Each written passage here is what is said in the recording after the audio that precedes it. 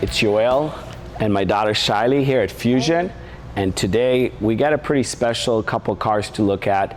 Are the 2005, 2006 Ford GT. And this cars are really warm in my heart just because we've sold so many of them. We probably sold more of these cars than anybody else. Maybe my buddy Chris in the Midwest sold as many as we have.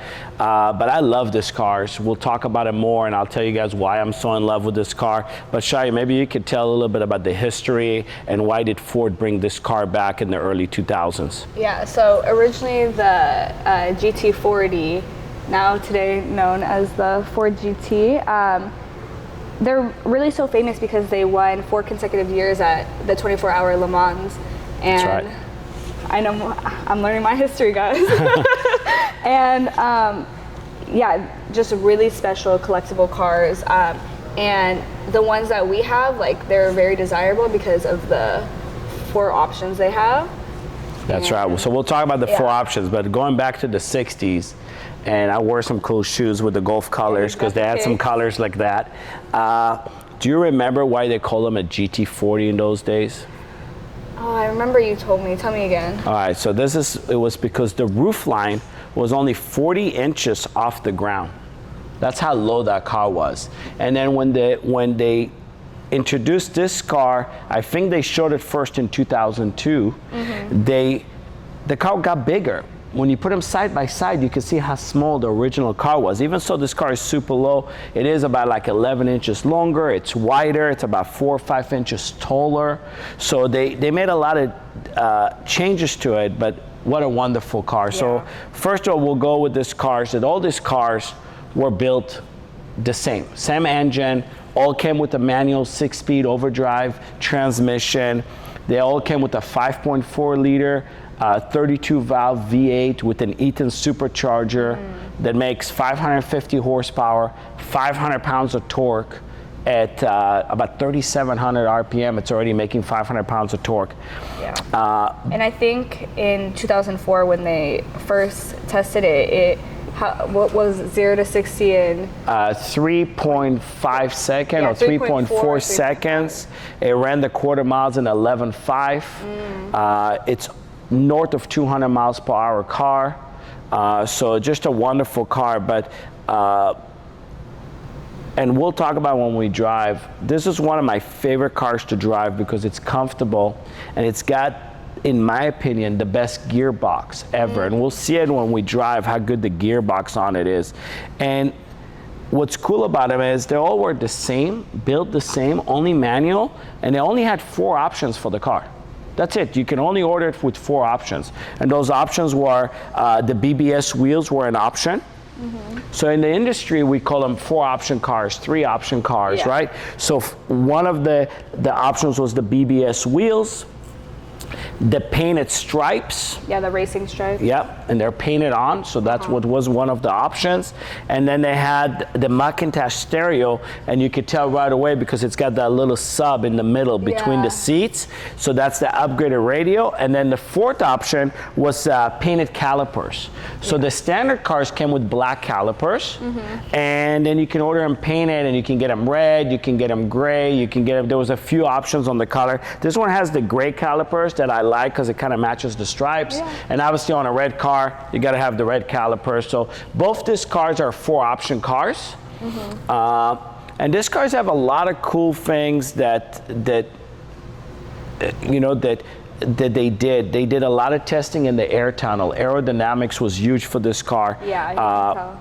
Yeah, so they did, this is an active to cool the radiators, even it's a mid-engine, they got all the cooling up here, and then this creates downforce at speed down on the wheels, and then it goes over pretty slick. This is lean way back, and then it goes slick, and then they're building more downforce down here on the rear tires, and then those are all active. All the scoops are active scoops. Yeah. So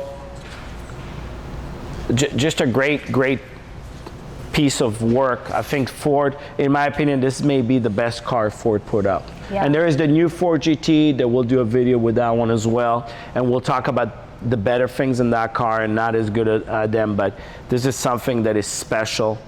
And another reason I love this car so much when it comes, it's a driver's car. So it does have anti-lock brakes, but that's where it stops. So again, you got that manual gearbox, no traction control, no computers, no cruise control. You drive in this car. And I could tell you that I just spoke to a good friend of ours out in Texas that bought one. He got a tungsten, and he just took it on the track for the first time. And he was out on the track with the Huracans, he said, GT3 RS, and a regular GT3. And when I was texting him, he told me this was his favorite car on the track. Okay, just because it's raw. It's not necessarily the fastest because they got faster, but this was his favorite car to drive on the track. Yeah. And I agree with that. I think those other cars are wonderful, but this is a driver's car. Not a lot of luggage, so if you're gonna do like a cross country or anything, you're pretty much stuck to like 1 cubic feet of luggage. So you're wearing the same clothes for a while. Yeah, can you tell me a little bit about the different colors and like which colors are most desirable? Yeah, so yeah, in 05, they had the Quicksilver that became very desirable. In the beginning, when we were selling these cars, everybody wanted the 06, the 06. But 05 had a 1-year color that was the Quicksilver. And that was probably the least produced color. And then in 06, they call it Tungsten.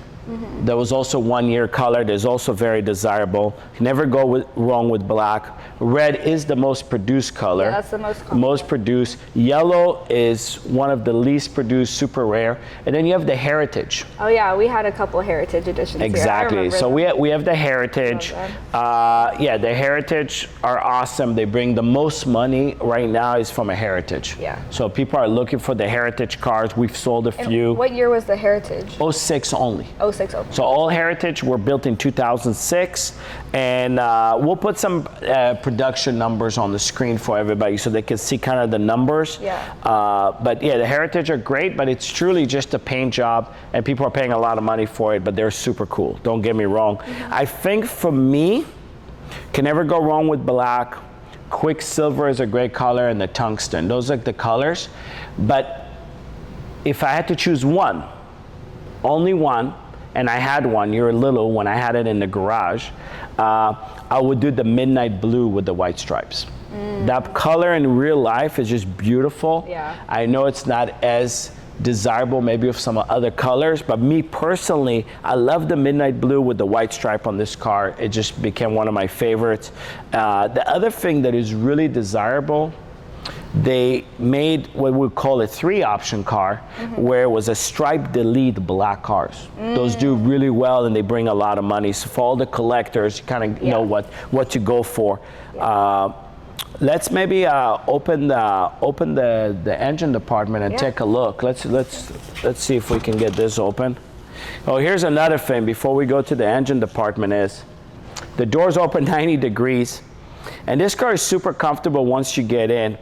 But the reason they did that is to represent the old Le Mans car. That's where they helped the driver with the helmet, and they were able to work on the driver. So they got this big cutout on it. Yeah, it feels like a real racer car. Yeah, but I always tell customers, be careful with this, and it's hard to get out.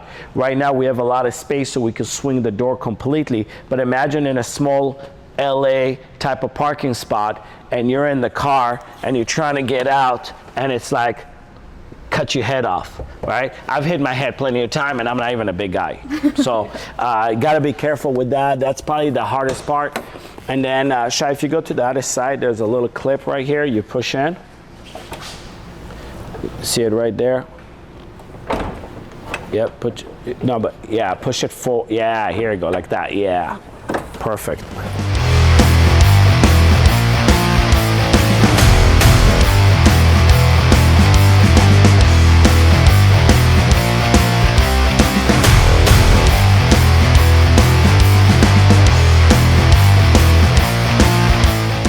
So now we're in the heart of this car, right? I mean, this is the motor. We spoke about it. 5.4 liter, 32 valve, E10 supercharger.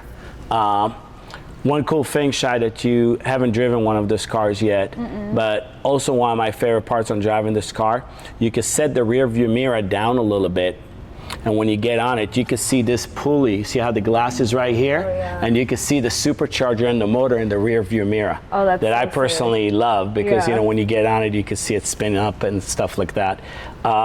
So dry sump motor, so we didn't speak about that. So it's a dry sump.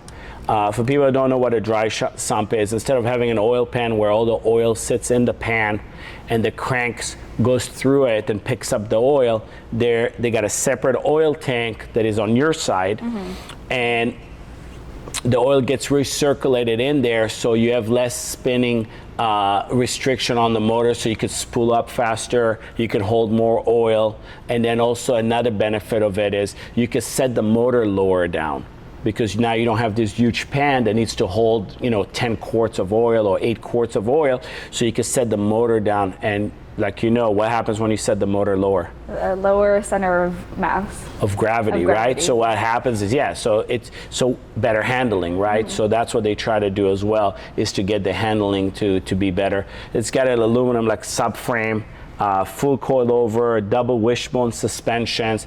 So talk about this a little bit. So we talked about quarter miles at 11.5, and we talked about the 0 to 60 being 3.4, 3.3 seconds. But in today's standard, you may go, oh, you know what, that's okay, you know, but it's still very fast. This was a supercar when it came out. Yeah. I remember I bought my first, in 2000, they came out with the twin turbo Porsche. And it was 400 horsepower, and it was 0 to 60 in 4 seconds. And I went and bought one with a 6-speed manual, and I thought that thing was the fastest thing. So imagine this is way faster to go from 4 seconds to 3.3 in the early 2000, where this car was engineered and released in the middle. That's amazing, right? So, and the handling on it and everything else. So really love it. A lot of work to work on this car. Not the easiest car to work, even so you have great access, but easy to clean, easy to check your tires, that's for sure. And we didn't talk about the tires. This car's came originally with Goodyear's F1, like what we have on this car. This car's got only 600 miles, so it's got still the original tires, even so they're out of date. The car we're gonna drive, unfortunately, Goodyear stopped making this Goodyear F1 for this car. So we had to go to the Potenza BF Bridgestones, and that's what we have on this car, so we could put a fresh set of tires. This car's got 10,000 miles, so you know, it's got a little bit more miles, and we'll drive that one today with a fresh set of tires. But this is a great collector piece. But as far as checking your fluid, super easy. Yeah. And you can see how low this glass is. It's almost pretty much flat. Yeah, I never noticed that you could, when you're driving, you could literally see the engine like this. That's so cool. Yeah, it's ahead of its time, this car. It really is. It's something that 20 years later, and people are still taking it on the track, saying it's the best to drive. So yeah, exactly. That means something. It's the most fun car to drive. Once you get in, it's super comfortable. And here, let's put this down, Shai. So the way I close this ones, and I see people try to slam them, if you remember where the latch was, just give it a little push like that. Just push yours now. Here you go. You heard it click? Yeah. And that's it. You don't have to beat up this big clamshell and slam them. You just drop them a little bit, and they're great.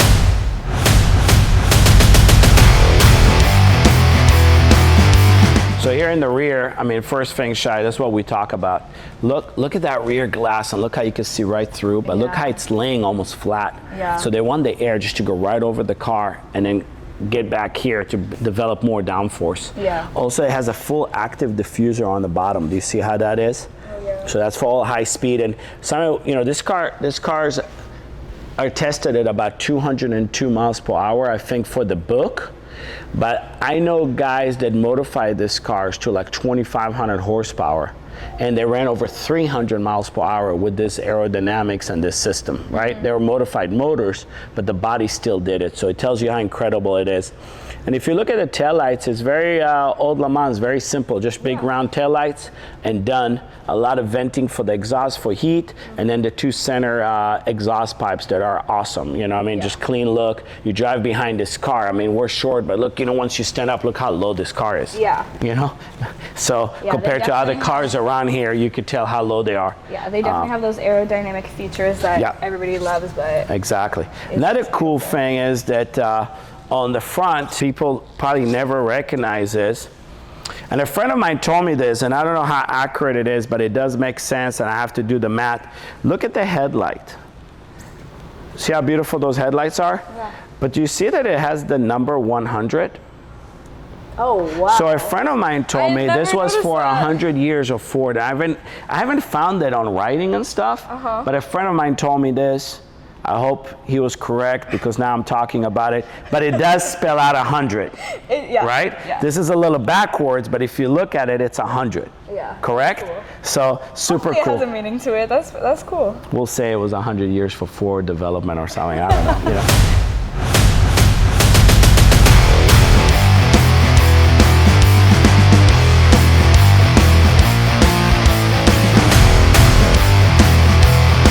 So I'm going to admit something pretty embarrassing about my first experience with the Ford GT. So when I got my midnight blue white stripe 06 Ford GT, I took it for its first drive. And after half an hour, I realized I need fuel. I was pretty low. And I went to the gas station and I was like, okay, it looks like you fill it up here. It doesn't open. I looked everywhere under to see how you release the gas cap. And back then, we didn't Google everything in a second and watch the YouTube video to see how you do it. So I'm like, it's weird, where is that? Because right away, because this has them on both sides, I thought this is to open the front hatch. Now realizing that this is how you open the gas cap. You have to put the key and lift it. Oh. But I never knew, I didn't realize, I thought it was for the hatch. Yeah. So I'm walking around the car trying to figure it out. It looks like they would both be for the hatch. Right? Yeah, so super cool. And then it's a no cap. So in 05 already, you know how you don't put caps anymore on the gas cap? They already had it in this car in 2005. So you just put it in, fill it up. Obviously high octane, 91 plus, and that's it. So once we get in, we'll talk about the inside and show around and take this car for a little drive. What do you think? I'm ready. You ready? All right. I love this car. All right, let's do it. Let's do it. You're not driving, I'm driving. Okay.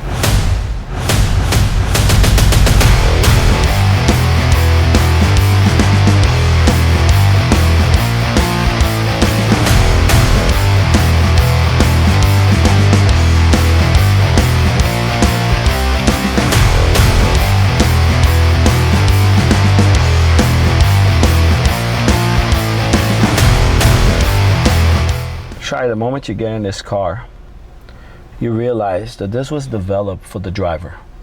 It's all about the driver. The gauges are facing me, 220 mile per hour speedometer. Everything is designed around the driver. AC controls are right here in the center. This is the gearbox I was talking about, and this is just such a nice gearbox, and the gears just want to fall in. The car is not even on, but you can see how they fall in. Yeah. Just beautiful. Like I said, I drove a lot of manual cars. This is, if I have to give this car one thing, is how precise the gearbox is on this car. I just love it, besides a lot of other stuff. We talk about the Macintosh stereo. Has the Macintosh logo right there. And then the big red start button, you turn it on, big red, boom, she fires up. Another thing is that in the custom world is, these switches have become so popular. When we built custom Mustangs and custom anything, all the high built customs, a lot of them went to, these switches because they're just super cool, Did a lot of cars have it at the time, or was this like the first one? No, this is a switch. Toggle switches have been around. Yeah. But this type of switch like that, it just race inspired. But they did such a beautiful job on them, where everything turns on. Yeah. So again, just love it. Not a lot of bells and whistles. Again, it's a driver's car. So what do you think? We should go for a ride? I'm ready. All right. Let's see if this thing fires up.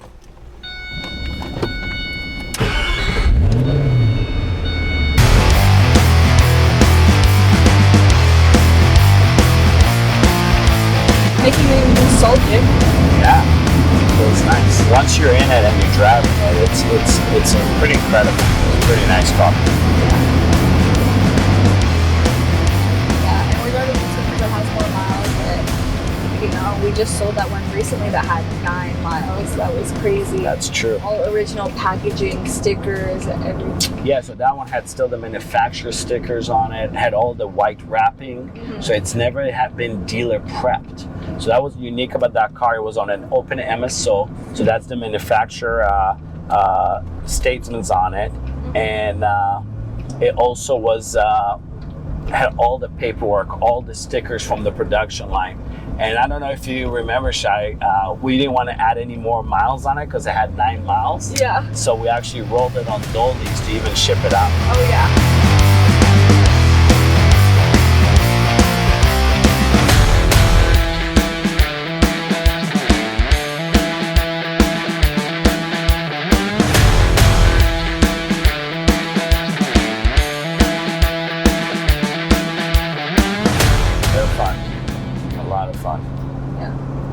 And one thing we didn't speak about is that these cars, when they came out, I think the starting MSRP on them was like 149, and they got up to like 159 with the 4 options, or 157, something like that. Today, there's plenty of GTs in the over 500,000 range. So they've become amazing collectors.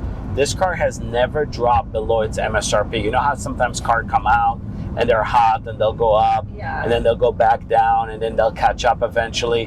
This car steadily keep going up year after year, and just been a great collector piece for people.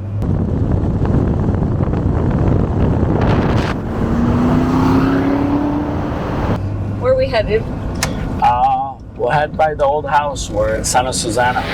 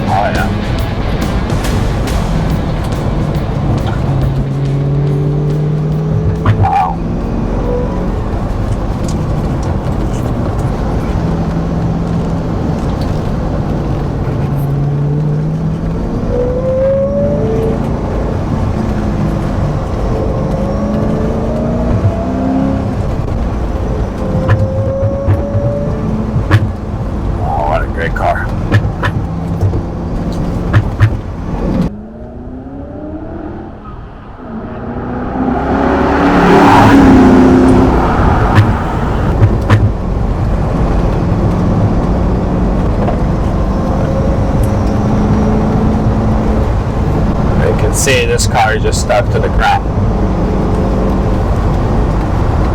Woo!